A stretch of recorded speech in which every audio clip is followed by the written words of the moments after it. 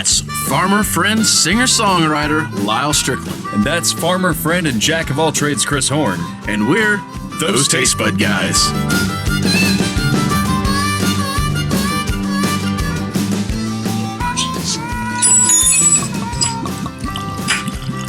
Any glasses? I think it would. I think that actually I want one of those tall ones from Kira. Yeah. I didn't think those things were going to be useful, but turns out Here we are. It's because we never drink Pilsners.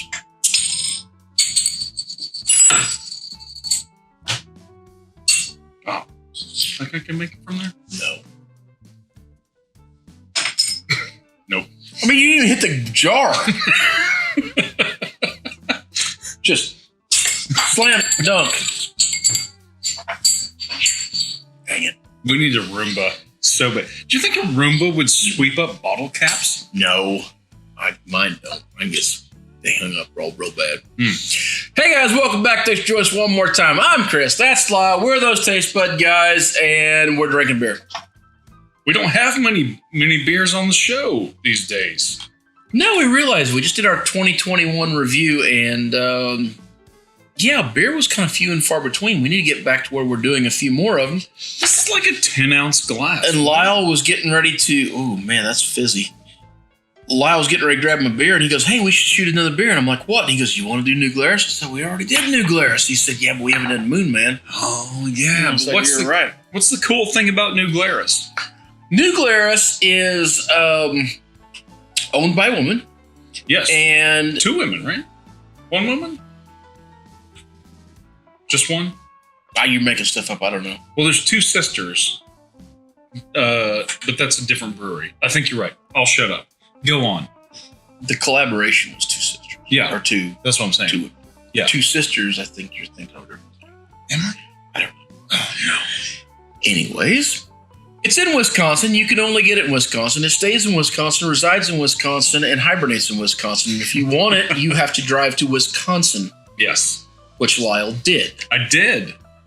I played a show Which got us this. during the winter. And it's been sitting in our fridge for way too long. Well, that's not true. We've been drinking on it. We're just down to the last couple bottles. And we was like, hey, if we're going to shoot this, Now's the time. now's it. So Moonman is a no-coast pale. So it's not an IPA. It's a pale ale. But That is the best freaking foamy head. Look at how nice and beautiful and tight. And What happened with mine? I don't know what you did, dude, but that is gorgeous. Yeah. That is the perfect. I mean, that's like better than Guinness. And it's a nice color, right? It's not too hazy, but it's not super clear. And what is it, though? So opaque. No Coast Pale Ale. That's what you just said. Mm-hmm. But don't. So All right. Here's when I see the what that words mid-coast and no-coast, I assume Brothers. that they're thinking like there's East Coast That's my IPAs. There's West Coast IPAs. IPAs. Then there's New England hazy IPAs. IPAs. And I feel like it's another marketing term to try to carve out a niche of like, here's this flavor profile. So I want to make a joke about it being Canadian IPA, but when they say no coast, is that true? they're sitting on the largest lake in the, well, not the world, but in the continental Americas. Yeah. They've got a coast. That's just a pretty big coast. I mean, short of Lake Baikal, it's probably got to be the 2nd or 3rd largest lake in the world, right? I would assume so. Anyway, It's a pretty big coast. all that to say, Anyway. I think that these mid-coast, no-coast, whatever the hell you want to call them, they always have this earthy, dirty, bitter quality to them, which usually is off-putting to you. But It's really good. Nice. Tell me about the nose. It's wet. Nose is wet, kind of white, and all right. So actually, you was nailing it. As you said, earthy and bitter and all. That's just what you get on the nose. You get this nice earthy note. But you know, normally when I have these, which I love this style, right? And It's pretty good. They say pale. They don't say IPA, but normally this knocks you over the head, right? Normally it's like super bitter, very earthy. It's very like there's no good blend to them. You're not gonna like generally this. ales. A lot of pale ales tend to not have a nice balance. They really just lean hard one way or the other. Either A, they're almost Pilsner like, and they have no flavor, or B, they tend to be an IPA that's not labeled an IPA and they're just super bitter. Well, it's not necessarily the case with this one. This is pretty nice. It's nice and smooth. It's almost lager-esque.